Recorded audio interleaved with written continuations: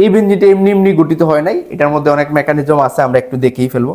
আচ্ছা, আমি যদি একটু ইতিহাসটা বলি যে বেঞ্জিনের গঠন ব্যাপারে 1865 সালে 1865 সালে জার্মান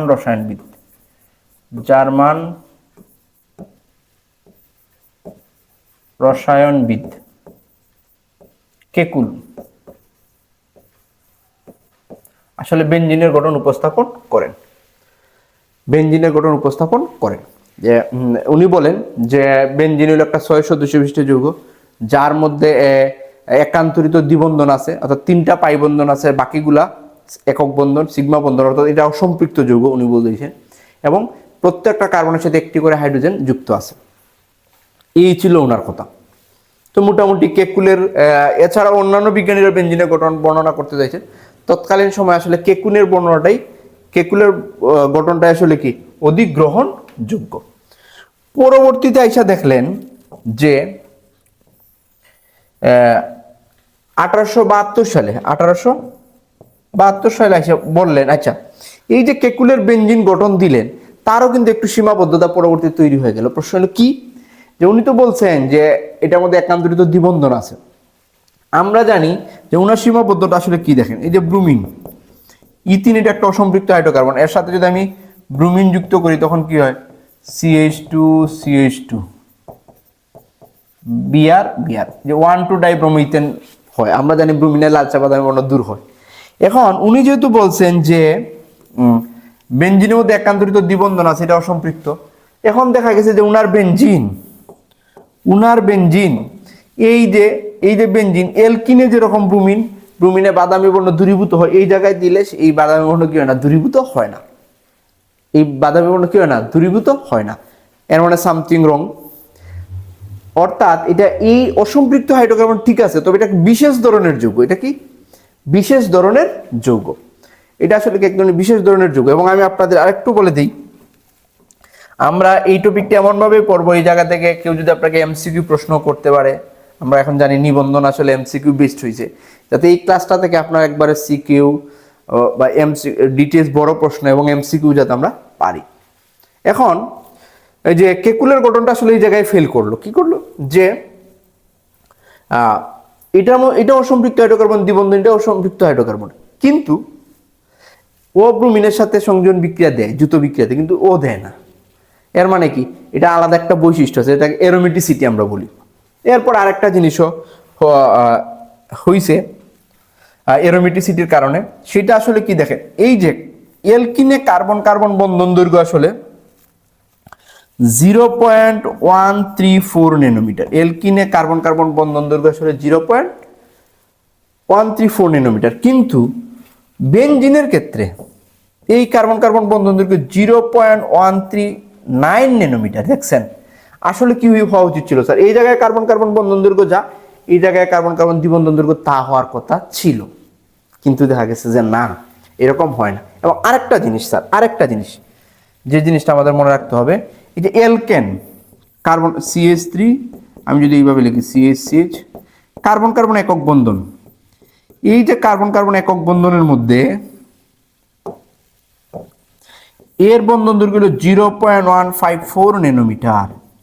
এখন দেখেন এই যে দ্বিবন্ধনটা, এই দ্বিবন্ধনের দৈর্ঘ্য ওই দ্বিবন্ধনের চেয়ে একটু বেশি, আবার একক বন্ধনের চেয়ে কম।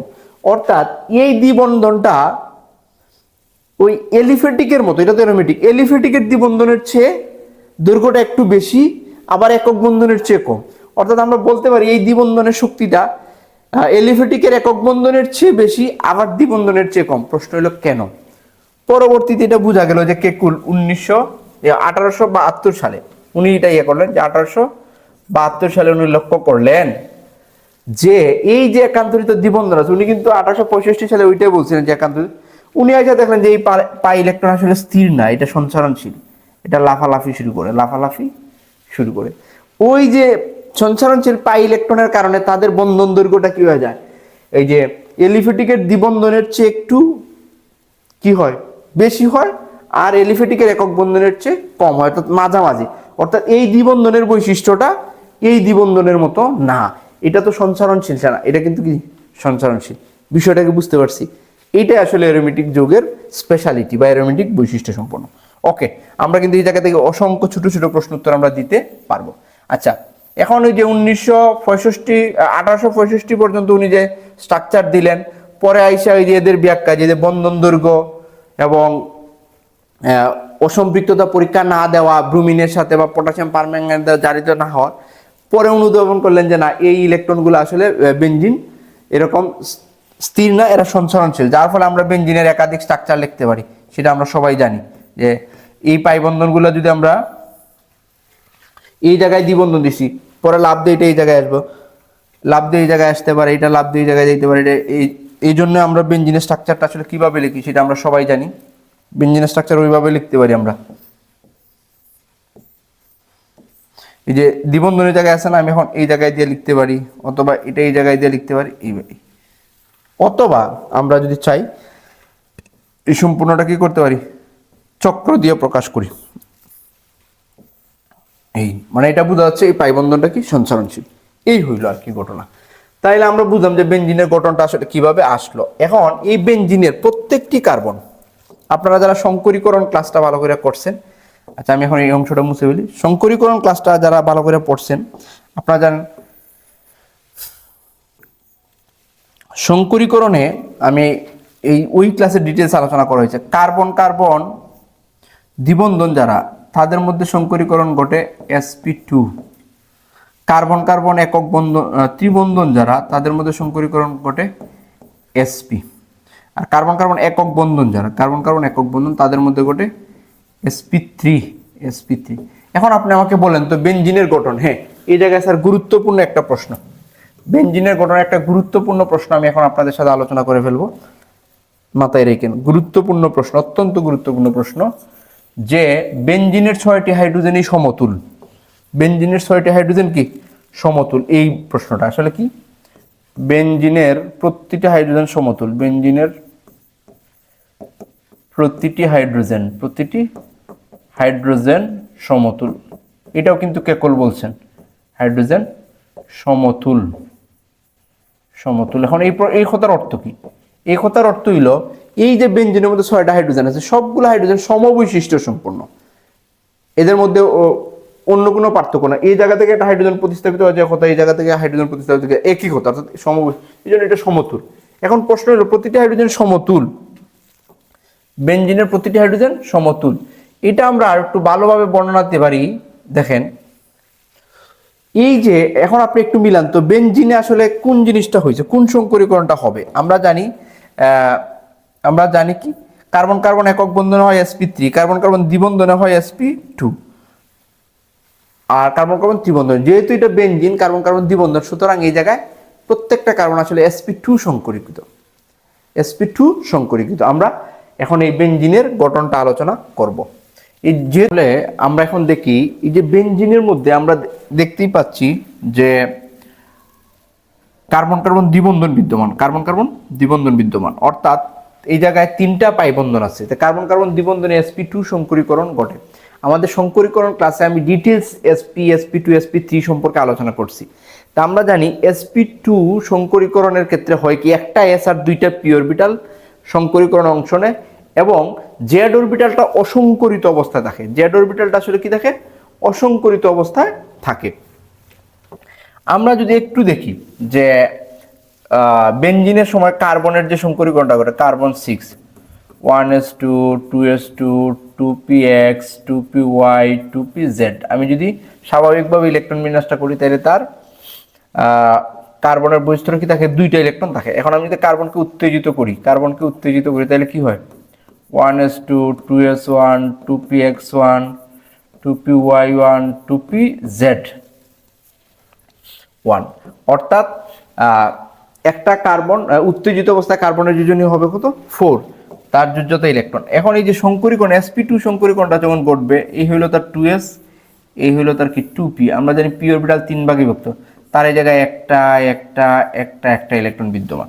তো সংকরীকরণ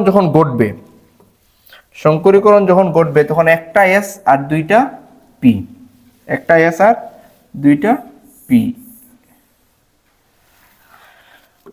সংকরীকরণ ক্লাসের ডিটেলস আমরা আলোচনা করছি। তখন একটা s এবং 2টা p পরস্পরের সাথে মিশে sp2 সংকরীকরণ সংকর অরবিটাল উৎপন্ন করবে, অর্থাৎ sp2 sp2 sp2, একটা অরবিটাল কিন্তু কি অসংকরিত অবস্থায় থেকে যাবে। এই অসংকরিত অরবিটালটা আসলে পরবর্তীতে পাই বন্ধনে অংশগ্রহণ করে। আচ্ছা, আমি আর ওই ডিটেলসে যাব না। তা আমরা জানি একটা s এবং দুইটা p পরস্পরের সাথে যুক্ত হইয়া যে sp2 সংকর অরবিটাল তৈরি করে, সেটা আমরা যদি একটু দেখাই ফেলি। এই হইল তার একটা s, x অক্ষ, y অক্ষ, z অক্ষ, এটা হচ্ছে তার 2s1 ইলেকট্রন প্লাস p অরবিটালতে দুইটা p, একটা p, দুইটা p। আচ্ছা, আমরা যদি ধরি এটা x অক্ষ, এটা y অক্ষ, আর এটা কি z অক্ষ, এটা কি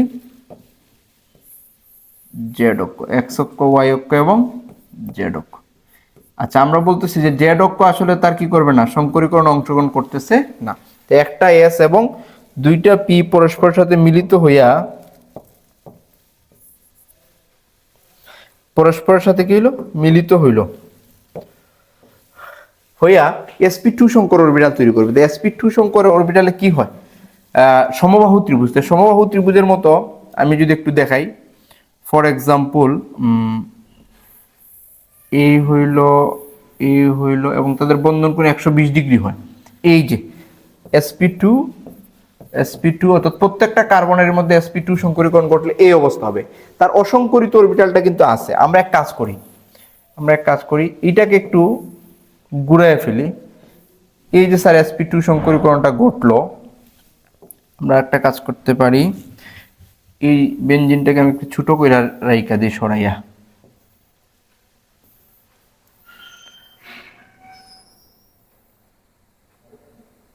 বেনজিনটা একটু নিচে রাখলাম, আমরা জানি বেনজিনের স্ট্রাকচার সবাই, সমস্যা নেই। এই যে sp2 সংকরীকরণ ঘটলো, এখন এই জায়গায় কি হয়েছে, যে একটা s দুইটা p, তিনটা sp2 অরবিটাল হয়েছে। আর আমাদের z অরবিটাল কি হয়েছে, z অরবিটাল অসংকরিত অবস্থায় এভাবে খাড়াই আছে। এর মানে কি, এই যে বেনজিনের প্রত্যেকটা কার্বন, এই যে z অরবিটাল, এটাকে যদি আমি অসংকরিত বলি, অর্থাৎ বেনজিনের প্রত্যেকটা কার্বন এরকম sp2 সংকরীভূত হবে। এখন আমরা যদি এটা স্ট্রাকচারটা আঁকি, তাইলে আসলে বুঝতে পারবো। স্যার একটু দেখে আমি এটাকে মুছে ফেলতে পারতাম, তো মুছতেছি না, আমি এটাকে একটু ছোট করে রেখে দিব উপরে। হ্যাঁ, আমরা এখন বেনজিনের স্ট্রাকচারটা দেখাবো। বেনজিনের স্ট্রাকচার একটা s দুইটা p, অর্থাৎ বেনজিনের প্রত্যেকটা কার্বন এরকম হবে। আমি এখন বেনজিনের তুলনাটা করব, বেনজিনের স্ট্রাকচারের তুলনাটা করব। দেখেন এই জিনিসটা আসলে কেমনে হয়। এই মনে করি আমাদের বেনজিন, ফর এক্সাম্পল এরকম লিখলে তো সমস্যা নাই, না সমস্যা আছে, কোনো সমস্যা না। এই হলো হাইড্রোজেন, এই মনে করেন বেনজিন C6H6। এখন আমাদের এই যে কার্বন আছে, এই কার্বনের মধ্যে কি করবে, sp2 সংকরীকরণ করবে। তাইলে এই কার্বনের এই হইল একটা, এই হইল,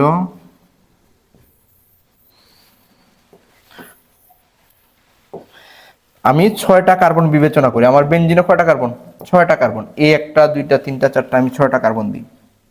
একটা কার্বন, দুইটা কার্বন, তিনটা কার্বন, চারটা, পাঁচটা, 6টা। আমার বেনজিন কিভাবে গঠিত হচ্ছে দেখেন। এখন আমি জানি প্রত্যেকটা কার্বন আসলে কি sp2 সংকরীকৃত। আচ্ছা স্যার, প্রত্যেকটা কার্বন তো sp2 সংকরীকৃত, এর মধ্যে অসংকরিত আমাদের p অরবিটাল ছিল না। আমি আগে অসংকরিত p অরবিটালটা দিয়ে দিই। অসংকরিত p অরবিটালটা এই যে এইটা pz আর কি, z অরবিটাল বন্ধন অংশগ্রহণ করে নাই। যেটা করে নাই সেটা আমি আগে দিয়ে দিতেছি। আমি তো বলছি যে বেনজিনের প্রত্যেকটা কার্বন আসলে কি হবে, sp2 সংকরীভূত হবে। তো এই sp2 সংকরীকরণের সময় একটা অরবিটাল কি থাকবে, খালি থাকবে। এখন আসেন আমরা আমাদের sp2 সংকরীকরণ জিনিসটা দেখাই। সমবাহু ত্রিভুজের মতো তিনটা থাকবে। এই জায়গা থেকে আমি চিন্তা করি, এই হইল একটা ডাম্বেল, এই হইল আরেকটা ডাম্বেল, এই হইল আরেকটা ডাম্বেল। আমি চাইলে এটাকে একটু ছোট করে দিই।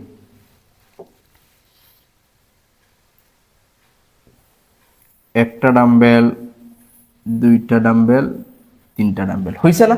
এটা কি এটা হইছে না sp2, এই হইলো স্যার sp2 sp2 sp2। কারণ প্রত্যেকটা কার্বনের মধ্যে এই অবস্থা। তাহলে আমি যদি এই জায়গায় অর্থাৎ তিনটা ডাম্বেল হবে যাদের এই মধ্যবর্তী কোণ কিন্তু 120 ডিগ্রি, এই মধ্যবর্তী কোণ কত ডিগ্রি 120 ডিগ্রি সমবাহু ত্রিভুজের মধ্যে এই প্রত্যেকটা 120 ডিগ্রি। আচ্ছা এখন আসেন আমি পরের কার্বনটা দেখাই, সেম তার মধ্যে কি হবে আমরা জানি এর সাথে একটা সিগমা বন্ধন হবে, এই দিয়ে দিই আর এই দিয়ে দিই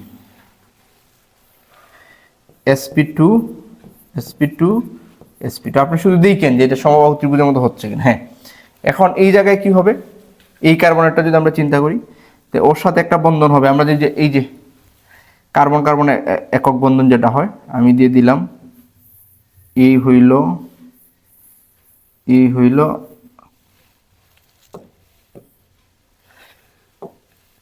দেখেন আমার তার সাথে একটা বন্ধন লাগবে, তো দিদিকে একটা সিগমা লাগবে, ওর সাথে একটা লাগবে, আর বাঁকা হয়ে একটা দিয়ে দিব, সমস্যা নেই।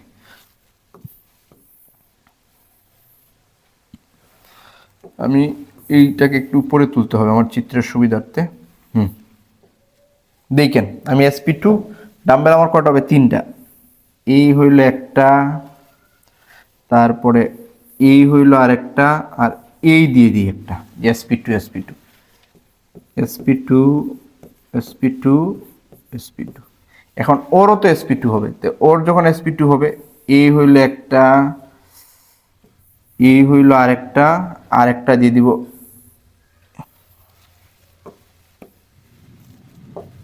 আরেকটা হইল এই।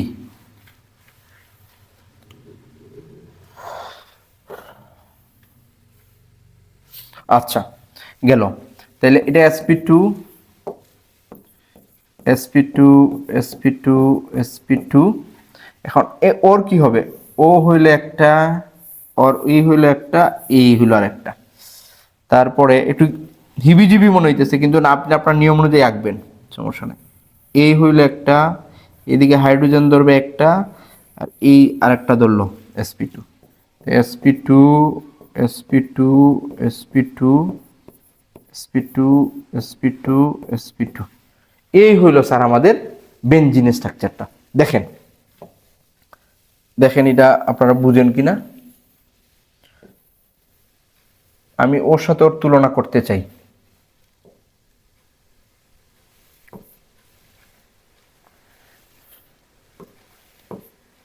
ওকে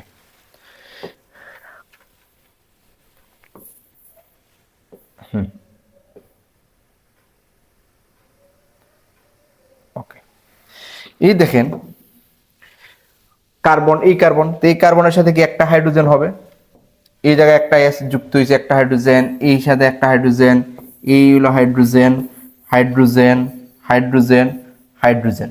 তো বেনজিনের 6টা কার্বনের সাথে 6টা হাইড্রোজেন কিছু যুক্ত হয়েছে, হাইড্রোজেনের s অরবিটাল, হাইড্রোজেনের s orbital s orbital s orbital s orbital s orbital.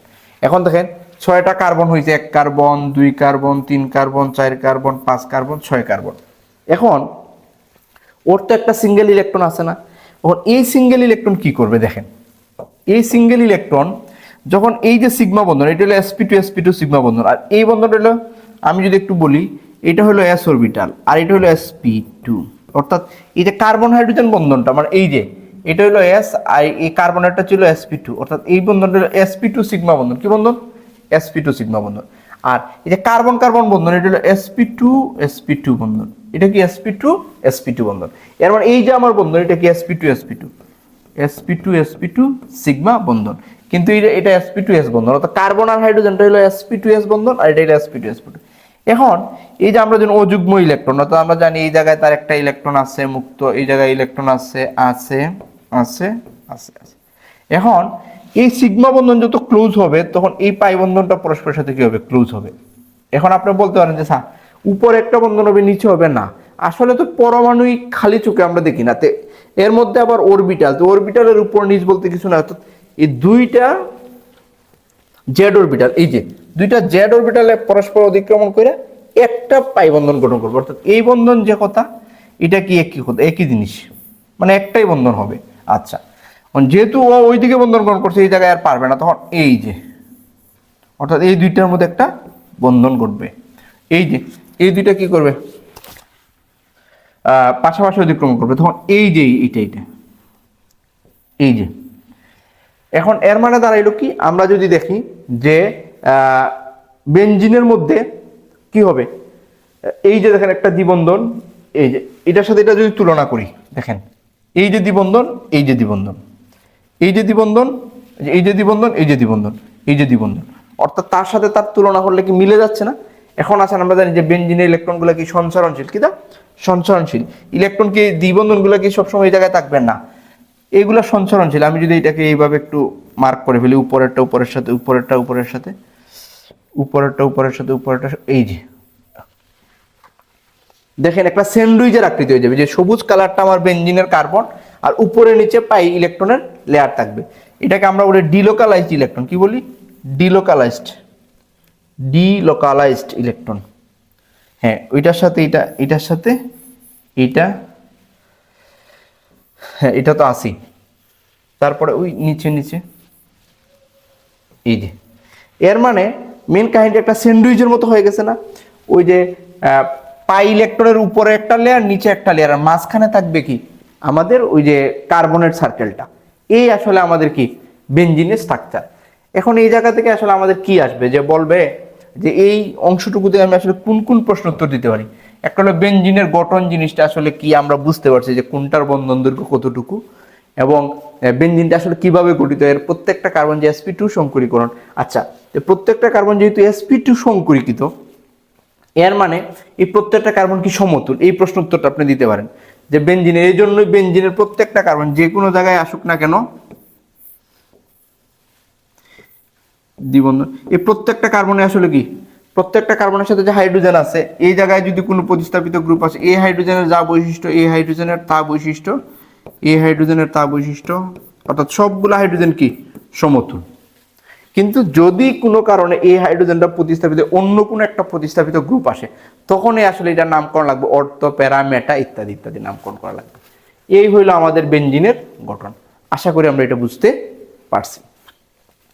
আচ্ছা, অনেক ক্ষেত্রে আসে যে বেনজিনের গঠন আলোচনা করো, আসতে পারে, অথবা বেনজিনের প্রত্যেকটি কার্বন সমতুল, সেই ক্ষেত্রে এই প্রশ্ন উত্তরটা, তো এই জায়গায় দুইটা প্রশ্ন উত্তর হইতে পারে। আর বেনজিনকে অ্যারোমেটিক যৌগ কেন বলা হয় সেটা আমি আগের অংশে আলোচনা করছি। ওকে স্যার, এখন আমরা